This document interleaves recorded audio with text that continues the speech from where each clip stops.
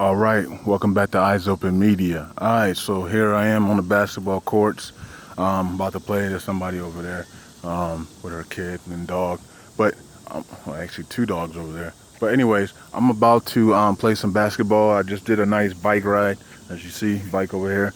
But yeah, so what's been going on, man? What's going on with Sauter? As you see, Sauter has told his people to be quiet for 30 days. You know, this and the only reason why is because he likes what he sees. I mean, that's common sense, right? Sauter likes what he sees. He likes what's going on. Okay, so he's telling his people, look, chill out for 30 days. Let them put the electronic systems in. Let them declare Mosul. Let them do all these things that they're supposed to do in the month of August. If they don't do it, then we raise HELL in September. Okay, so that's the case right now. So that's what's going on. Sauter is um is is pleased. He's pleased with what's going on. He's probably seen the paperwork. He's probably seen the things. You know what I mean? All the things that are gonna transpire. And he's like, yo, just give it a rest because here soon we're gonna announce Mosul. And when we announce Mosul, it's the floodgates of everything. So, you know what I mean? It's the floodgates to the laws, it's the floodgates to the the uh the monetary policies, it's the floodgates to everything. They're basically opening the whole world to, Iraq, to the whole world, right? So now listen. One of my prophet friends texted me last night. I didn't respond because it was so late and I don't like to be disrespectful. But we already know Mosul is completed. You know, we already know that. So a lot of you guys are when I speak, I already told you guys we're gonna start talking and saying the things Iraq is saying. We're not going to speak like things are done any longer. Remember, I told you guys that. I even did it on a report. I said, we know these things are done privately, but they're not done publicly. So we're no longer going to speak like they're done already. We're going to just go with Iraq because guess what? At the end of the day, Iraq is the one that has to announce this because they are the ones that are going to be living day to day in their new global market economy. So let them say it. Let them tell us. Remember that? Remember when I said that? Okay, so we know these things are done. We know everything is done. We know the paperworks have been signed by the IMF. We know all these things. We know Mosul is done. We know all these things. Okay, but the point is that Iraq has to tell us, not us. We tried that last year. We tried to force Iraq to do things that they weren't comfortable in doing or they weren't ready in doing, and that backfired on us. Remember when I told you guys? We know everything is done because the IMF gave them $600 million. We know everything is done, but let them tell us. We're not gonna dictate anything this year. They are, and the reason why is because they have to live with their decision. They have to live every day in a global market economy. This is why the IMF is being so careful right now because the IMF could easily say, look, you guys are gonna change your value today. We're gonna tell the world that you guys are changing your value today. But the IMF recognizes that they're not the ones that are going to be living in the global market economy. Iraq is. So why force a country like that for that type of massive historic decision? If they're not ready, that will destroy the country immediately because this is not what they want to do. So we have to allow Iraq to see what's going to happen if they don't change their rate and launch their global market economy, and that's what's going on now. Iraq is looking at their finances. Iraq is looking at all the things that is going on with their finance and their economic situation, and they're realizing that if they don't do something, they're going to be in serious trouble. And that's what we need. We need them to see that. We need them to see how critical it is to not raise their value, not come back in the global market economy. Look at all the debt you have. Look at all the things that are going on. They really don't have any debt because once they raise their value, the debt's gone. They actually have a massive surplus. But right now, because their currency is worthless, they have a debt. Okay, they have debts. They owe the world billions of dollars.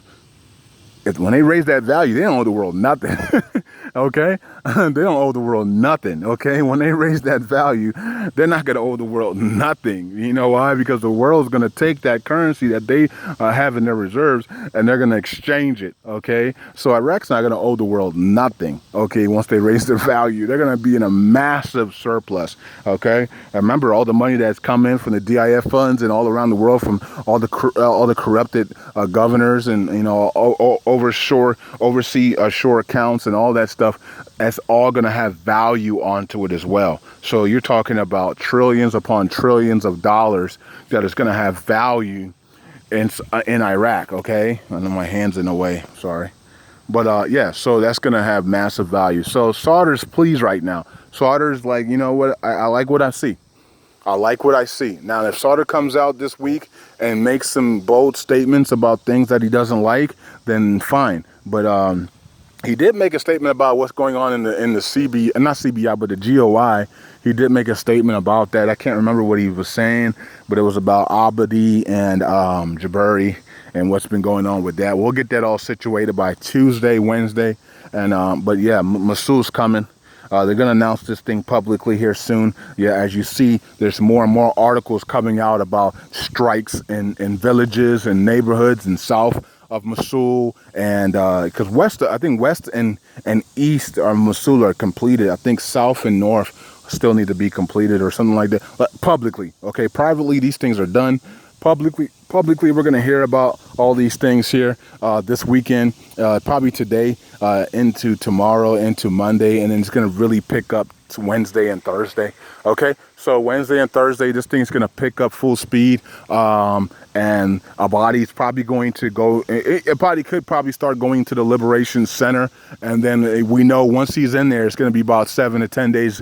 So give it about the 19th. The third week of it could be the third week of August, or it could be next week. It could be by next Saturday, or it could be you know, the third or fourth week of August. And once that happens, you're going to then hear about the CBI governor immediately. Okay, so Abadi, Shabibi, Alak, and Zaburi, all these people, they're figuring out who's the next CBI governor, or who's staying, who's leaving, or what's the case is going to be. And they're all waiting for Abadi to announce Mosul or plant the flag in Mosul. Once he does that, you're going to hear about the CBI governor, okay? And people are like, wait, man, where's Shabibi? Where's Mosul's not completed? You know, and you know, Shabibi really wants Mosul completed before he makes the announcements, okay? He really wants this thing publicly completed, okay? Because remember, this is the same guy that left Iraq before Daesh and ISIS came in the country, remember? So back in 2013 and 2014, when Maliki was going to flood ISIS and Daesh into the system, into Iraq, Shabibi left Iraq, okay? Of course, there was some other things like corruption and go, you know, or not giving Maliki the money and things. But he also knew that ISIS and Daesh was coming into the country, okay? He knew that, okay? So that's probably one of the reasons why he stayed out of Iraq. Okay, not just Maliki, but because he knew Maliki was about to flood these people into the country to continue the delay of not raising the value. Okay, so you know, that plays a part into it.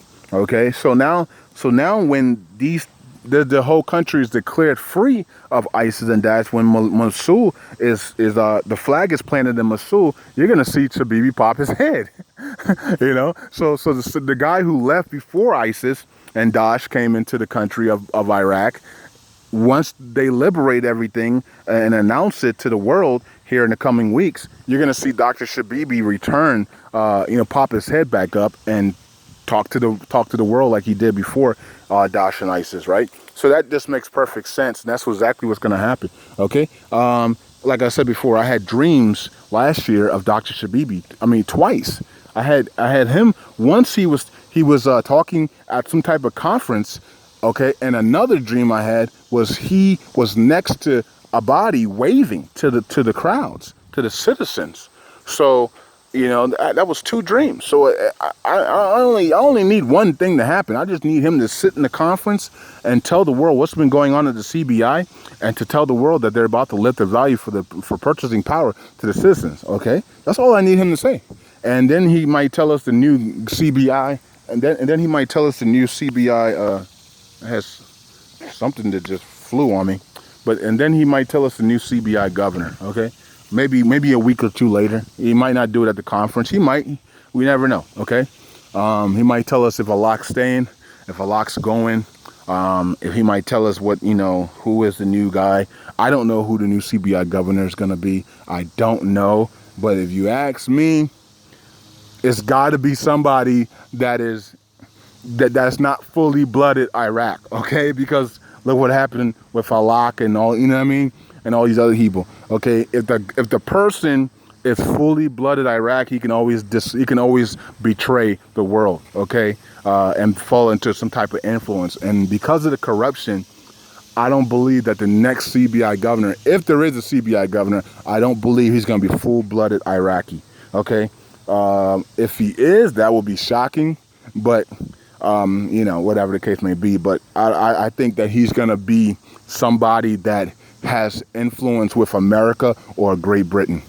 You know what I mean? So Great Britain or America, he's going to be blooded with either Great Britain or America and Iraq, or he's going to have some type of home in Great Britain or America, and he's going to know both sides, basically. You know what I mean? Because you can't trust a full-blown Iraqi any longer, okay? There's too much corruption.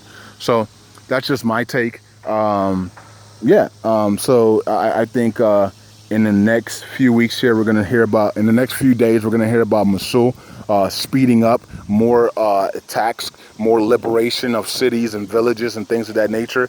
And then we're also going to start to hear the final liberations, the minutes to the final liberations of Mosul. And then it's going to be all over mainstream media that Iraq has been fully liberated of Mosul, and liberated of ISIS and Daesh. And that's going to help Hillary Clinton. Of course, they're going to make it to help Hillary Clinton. And then we're also going to hear about the new CBI governor weeks after, or days quickly after. We're also going to get the new laws that are going to continue to be passed.